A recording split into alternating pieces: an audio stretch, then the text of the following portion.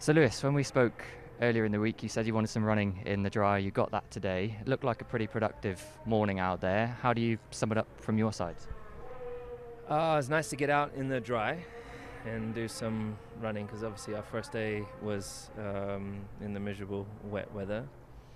And yeah, it was good to get out and kind of see. Obviously, I drove in Ferrari just one lap or two laps, I think we did, just to kind of feel the car. So it was great to be able to get some running and understand the tyres.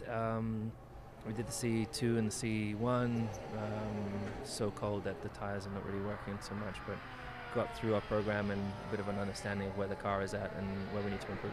Sure. More generally, are you and the team kind of where you hoped or expected to be at this point of pre-season in terms of mileage, data gathered, all the things that you've been able to look at and go through so far?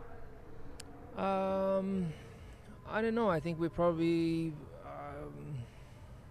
of course, we hope that we could come and have. When you come to the test, you always want to get a lot of mileage. Like today, I did 85 laps in the morning, which is amazing. And that's really down to all the people at the factory have done such a great job to make sure the car so far is really reliable. So, last year we had a worse start to testing. So this is actually, considering it's a completely new band of rules, it's better than we've experienced in the past. So I'm really hopeful that continues. And just finally, Charles back in the car for this afternoon. See you with your headset there. You've been out on the pit wall kind of following the action. What's the plan for the rest of this shakedown on yours and Ferrari's side? For us, it's, still continue to try and get as much mileage and knowledge on this engine and on the car and the aero side. So there'll be lots. We went through a program this morning, found some learnings. Charles doing a different set this afternoon, which is great. And so, yeah, I like, my role is to listen to as much as possible. At the end of the day, we both come together and we both talk about our problems and the positives and the negatives. Then we'll come up with a plan of what we want to tackle tomorrow as our last day.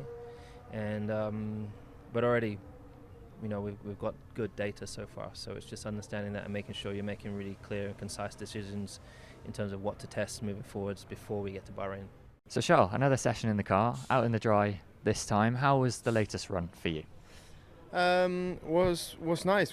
It's super interesting. It's kind of the first day for me in the car in normal conditions, so a lot to learn, a lot to discover, and it's a very different car to what we've been driving since I arrived in Formula One. So again, I take that as a challenge, and I actually quite like that it's that everything is new, and then there might be an opportunity for us drivers to think outside the box. So.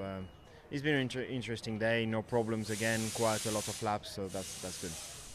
You touched on it there, and I know the priority is running reliably here, but do you feel like you're getting more and more comfortable with each run, and it sounds like you're relishing that challenge? Yes, I definitely feel more and more comfortable.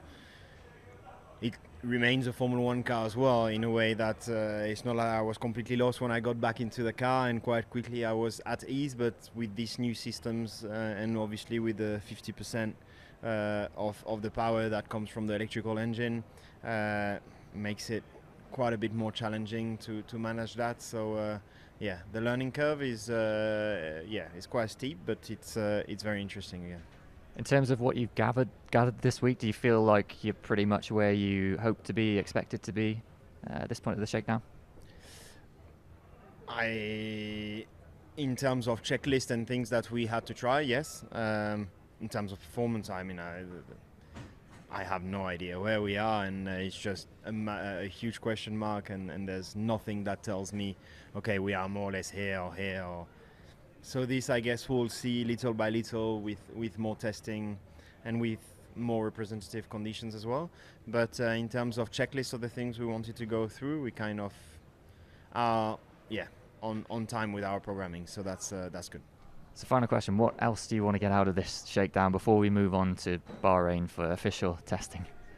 The checklist is massive still, so there are still many things that we want to test and try differently, whether it's some setup on the car, some different things, or some approaches that we have with this new system. So there are many things, but again, we are on track of checking all of those, which is a good thing. I just hope it stays that way.